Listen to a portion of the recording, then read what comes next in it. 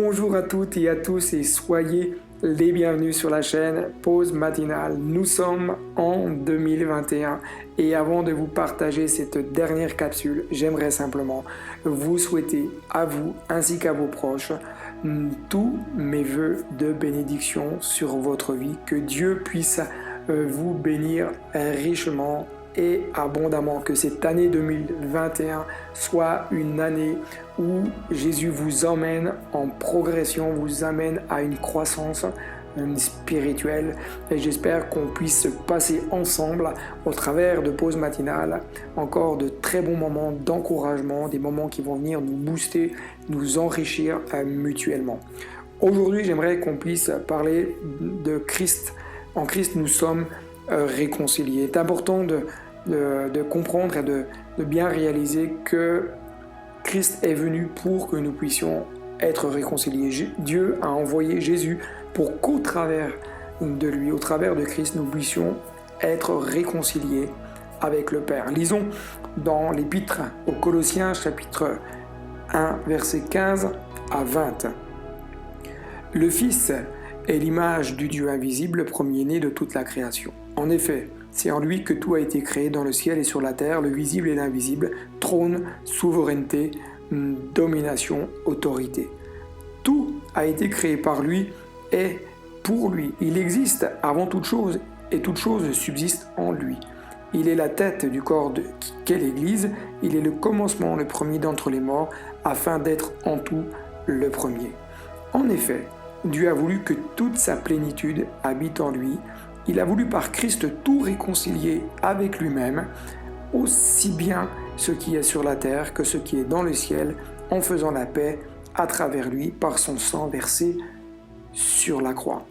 Beaucoup de personnes sont en souffrance aujourd'hui et beaucoup de personnes dans la souffrance, dans l'inquiétude, dans la difficulté, vont se fâcher contre Dieu, vont en vouloir à Dieu, vont même, jusqu'à certains, lever le poing contre Dieu en disant « mais si tu étais vivant, tu n'aurais pas permis qu'il m'arrive ceci ou qu'il m'arrive cela ».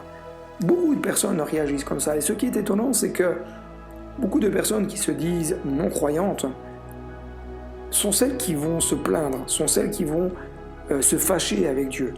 Et comment se fâcher avec quelqu'un en qui on ne croit pas ? C'est quand même quelque chose d'étonnant. Étonnant de lever le poing contre Dieu lorsqu'on ne croit pas en Dieu. Étonné de lever le poing contre celui qui règne dans les cieux lorsqu'on ne croit pas qu'il y a quelqu'un qui règne dans le ciel. Notre monde connaît bon nombre de souffrances, bon nombre de luttes, de difficultés. 2020, qui est juste derrière nous, nous l'a bien montré. Le péché initial a mis une séparation entre nous et le Créateur. Le péché initial a amené toute la souffrance que nous connaissons aujourd'hui, physique, morale, émotionnelle, etc. Mais dans son amour, ce Dieu créateur, celui qui règne de toute éternité, celui qui siège dans les cieux, celui qui ne veut pas la misère de l'humanité, celui qui ne veut pas notre malheur, mais notre bonheur, ce Dieu d'amour a envoyé son Fils pour nous sauver. Il a tout mis en œuvre pour que chaque homme, chaque femme puisse sortir de sa situation et vivre une vie meilleure ici. Jésus est la solution de Dieu pour vous. Jésus est la solution. Il est celui qui a donné sa vie pour vous permettre de pouvoir changer de route, pour pouvoir changer de destination. Lorsque nous recevons l'amour de Dieu manifesté par Jésus, nous recevons alors, comme le dit le texte, la plénitude de l'amour du Père manifesté en Jésus. Je peux vous dire que l'amour de Jésus, l'amour de Dieu, ne peut pas être comparé avec l'amour que nous connaissons au quotidien. L'amour de Dieu n'a pas de mots assez grands, assez forts, assez puissants pour être décrit. L'amour de Dieu, pour le comprendre, il faut le vivre, il faut l'expérimenter. Nous recevons la plénitude des richesses de Dieu et de sa puissance lorsque nous recevons Jésus-Christ. Notre cœur est alors rempli à ce moment-là de choses extraordinaires, qui sont puissantes, qui vont venir déborder dans notre vie. Notre cœur n'a plus besoin de choses de ce monde qui vont être éphémères. Pourquoi ? Parce que l'amour de Dieu est satisfaisant. L'amour de Dieu remplit tout en tout. Notre âme est alors remplie d'une paix durable. Aujourd'hui, c'est peut-être pour vous l'occasion de vivre la réconciliation. Peut-être que vous êtes fâché contre Dieu, mais que vous avez juste besoin de découvrir l'amour de Dieu qui veut vous amener à être réconcilié avec votre Créateur. Votre Créateur vous a tendu la main au travers de Jésus. Il est là, il attend, il patiente. Il est prêt à vous accueillir dans ses bras et de vous apporter toute la consolation dont vous avez besoin. J'aimerais simplement vous inviter à ouvrir votre cœur à celui qui veut faire en vous cette œuvre de réconciliation.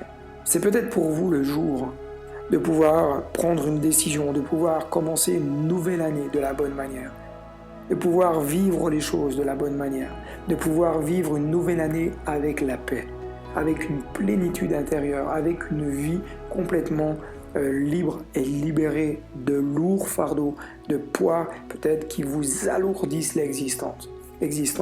Jésus est là près de vous parce qu'il vous aime, parce qu'il veut faire cette œuvre en vous.